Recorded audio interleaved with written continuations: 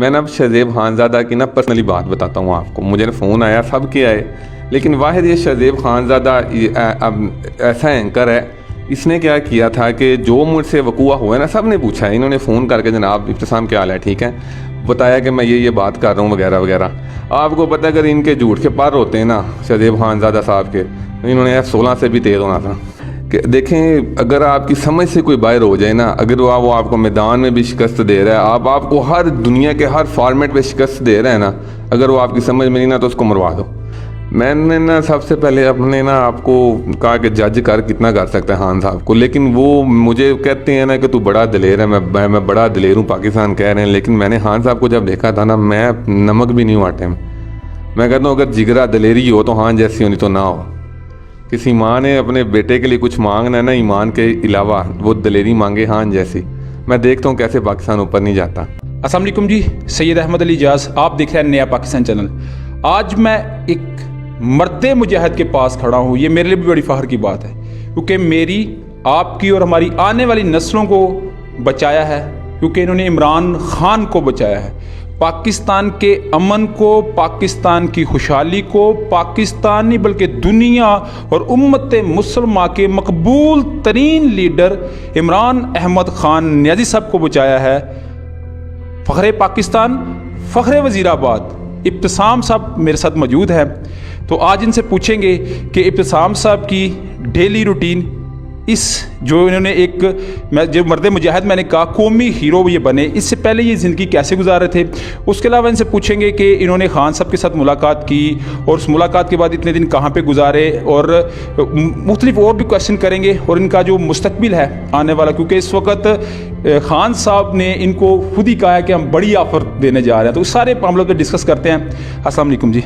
वालेकुम सलाम।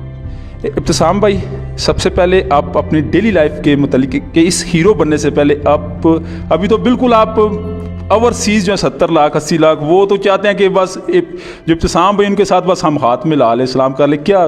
फ़िलहाल ऐसा ही है। तो काम मैं ऑनलाइन करता हूँ अभी भी। तो उस दिन भी मैं काम पे ही था, केबल का भी काम है अपना।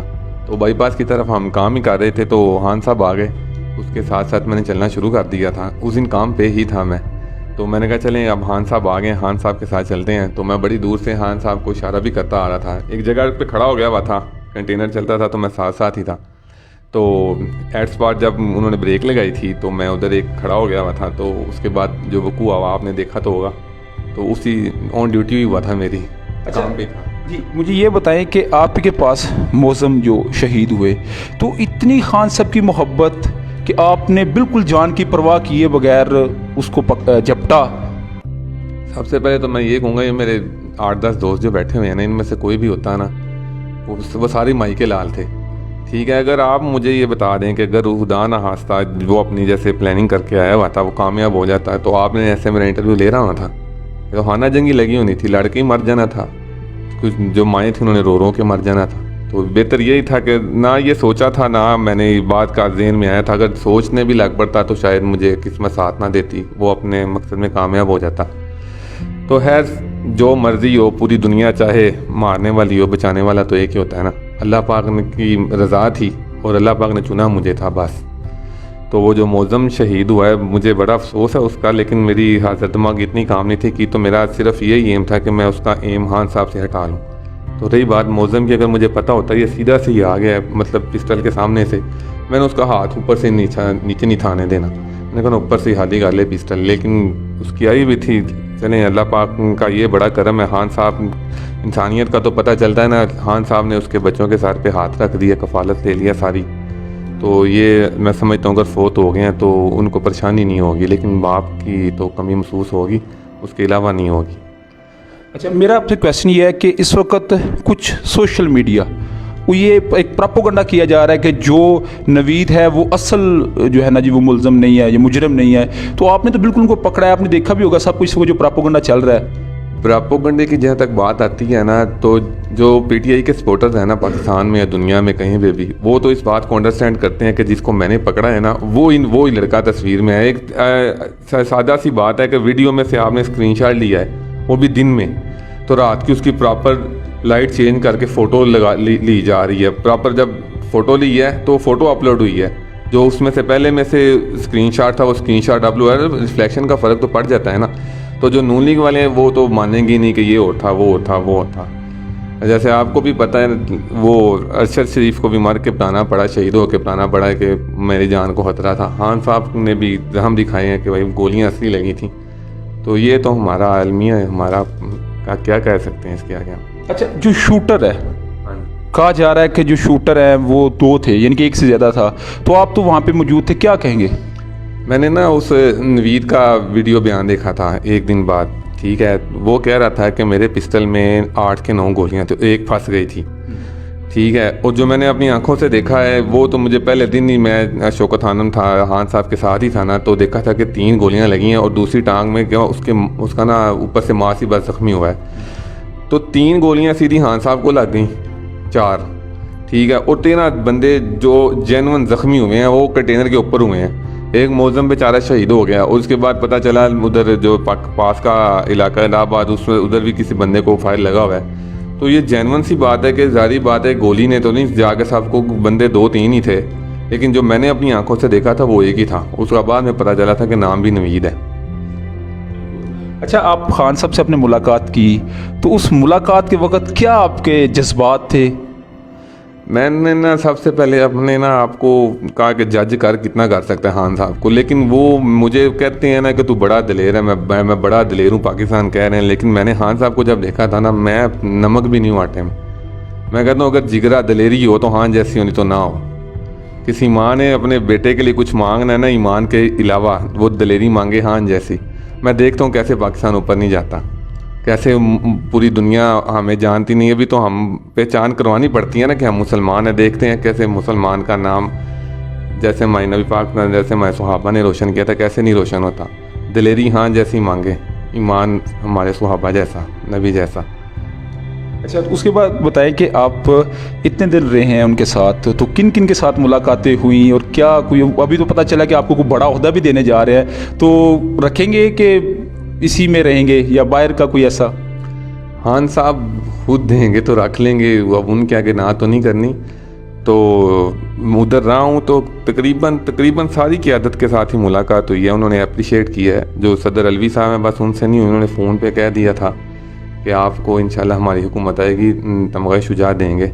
और तो बहुत बहादरी वाला, बहुत मतलब 30-40 साल लोगों को हो जाते हैं अपनी ड्यूटी करते हुए, उनको नहीं मिलता। किस्मत की बात होगी, अगर मिल जाए तो इंशाल्लाह। अच्छा, तो अभी कितने को अमाउंट आपके पास इकट्ठी होगी? ये एक मेरा क्वेश्चन है, जो मेरा पर्सनल क्वेश्चन है, तो ये तो मैं डेफिनेटली पूछूंगा।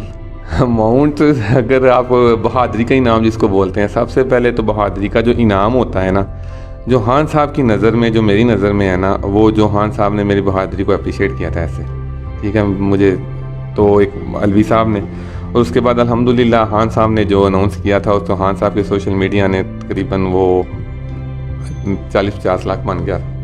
ठीक है, तो ये शर्ट है आपकी, ठीक है, डेफिनेटली वो तो खान साहब किसी को भी कर दे तो वो जो मिलने जाता था तो उसकी इतनी कीमत लगी थी। तो आप तो एक कौमी लीडर, और मैं तो लीडर ही कहूँगा आपको, और सर का भी खिताब मैं दूंगा आपको, तो उसी को कीमत लगी?